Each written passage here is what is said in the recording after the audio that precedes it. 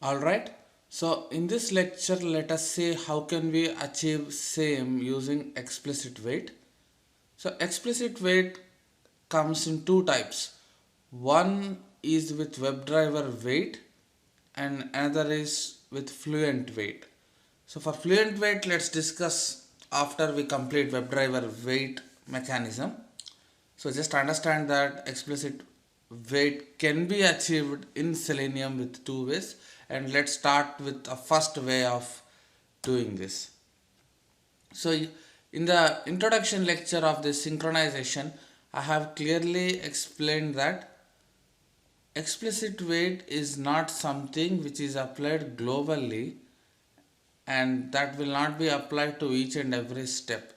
So basically we use explicit wait to target specific element. Okay, so if you think that your problem is here in spam.promo info, if you think that it's taking some time to load, then you can define explicit wait here to target that specific element. Okay, so you can explicitly tell to wait a few seconds for this CSS selector to display. So this explicit wait have no effect on any other steps. So it has effect only on the step where you are targeting. Whereas with implicit wait, if you declare something globally, that will have effect. That 5 seconds what you declared will have effect to each and every step, right? But here in explicit wait, if you define that for only this CSS selector, the scope of it is only to that specific element and it does not have effect everywhere. Okay, so keeping that in mind, we know there are two problems in our test. One is that it takes some time to load. Okay, so after you click on apply, let's define explicit wait. So when you want to define explicit wait, first way is to define WebDriver wait class. So here I am declaring class name called WebDriver wait. So Selenium guys have implemented one class called WebDriver wait, which will help us to achieve this explicit wait. So import the package. Perfect. So inside this class you have to add two arguments. One argument is that you have to send your driver object, and next argument is the how many seconds you want to wait. Let's say 5 seconds. Okay, nice. So basically this class first of all need to know on which driver I am playing this role and also how many seconds I have to wait.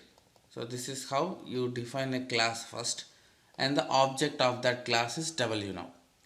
Now with that W, so basically if you want to access any methods present in this WebDriver wait class, you know that first you have to create object of the class so that you can access now the methods present inside this class with the object.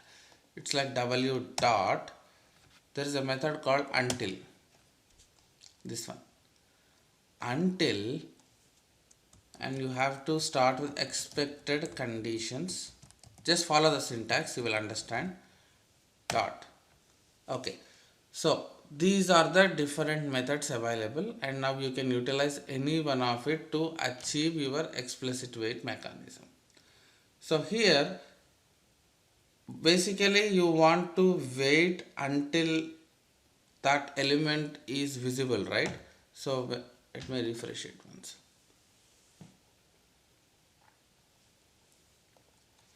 Yeah, once you enter coupon, you have to wait until that specific element CSS is visible on the screen. So now it's visible. So we can tell that expected conditions, this is the common template. These two lines until here are the common template to write explicit wait. So hereafter you can define your customized method. When you say dot, you can check it will wait until element to be clickable mode. If you have any element which is non-clickable mode and when you give this method, then it will wait 5 seconds to see if element will turn into clickable mode or not. But in our case, it's not about clickable mode, it's about visibility. The visibility is not present immediately, but after 5 seconds it's visible. Then invisibility, this is reverse. You will wait for that element to make invisible. Similarly, for visible, see, these are the different methods available. Here you go. Visibility of element located. So this is the most famous method used when you are dealing with explicit wait. Okay, and here you need to pass locator, not web element. So there is difference between locator and web element. This whole step is called web element, but only by.xpath, this part is called locator. Okay, don't confuse. So visibility of element located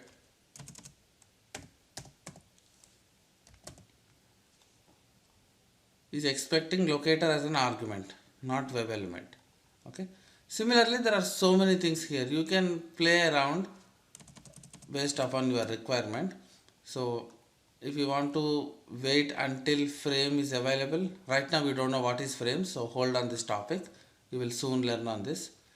And if you want to wait for element to invisible, use this. And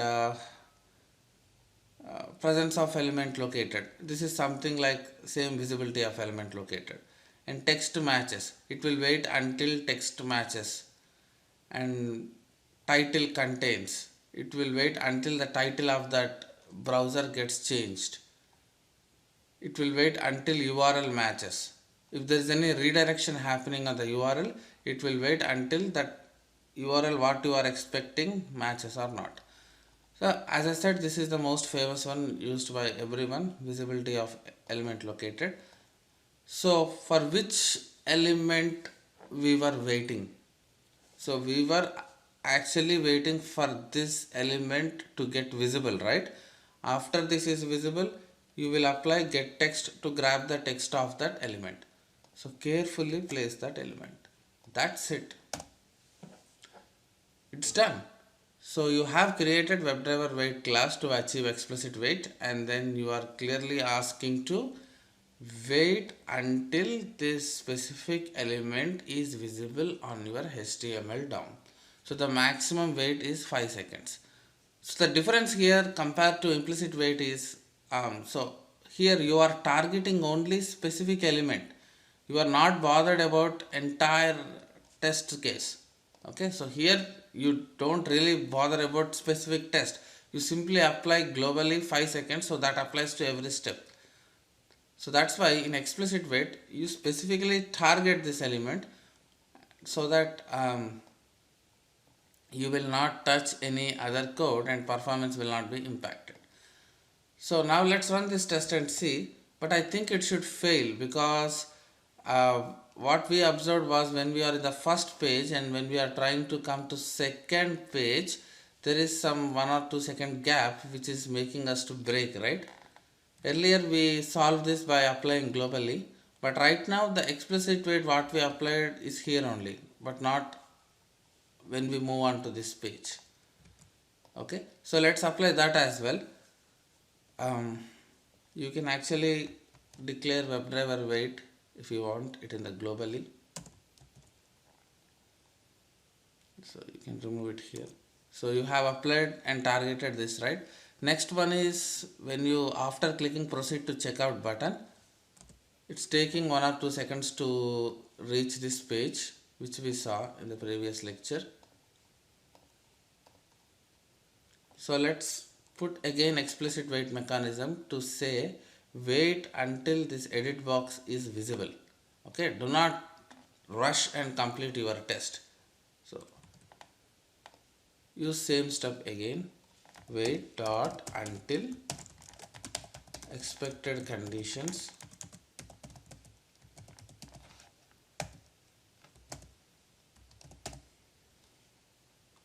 visibility of locate element. Which element we are looking for? We are looking for this promo code. Okay, so now we were telling that wait until this edit box is displayed and then only continue to enter send keys Rahul Shetty Academy into this box. Okay, so this is how we are explicitly saying. That's all. Now you can comment out this. We are now commenting implicit wait. So that means wait is not applied globally. Wait is applied only at the two steps. At one is when you go to the next page, and another is it will wait until that um, loading is completed. Okay. So this is how you do explicitly, and let's run this test and see how it goes. I hope you understood the difference of applying globally with implicit and targeting specific element with explicit.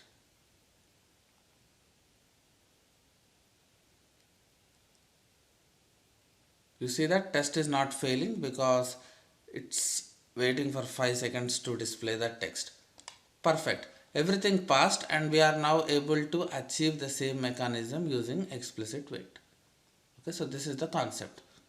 As I said, explicit wait can be achieved in two ways.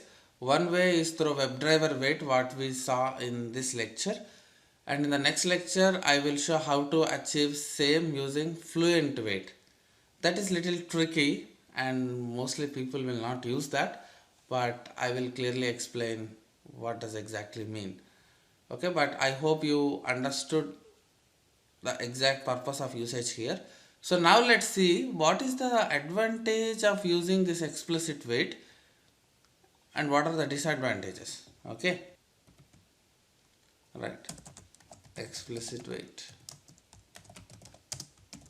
So in implicit, disadvantage is that performance issues are not caught, isn't it?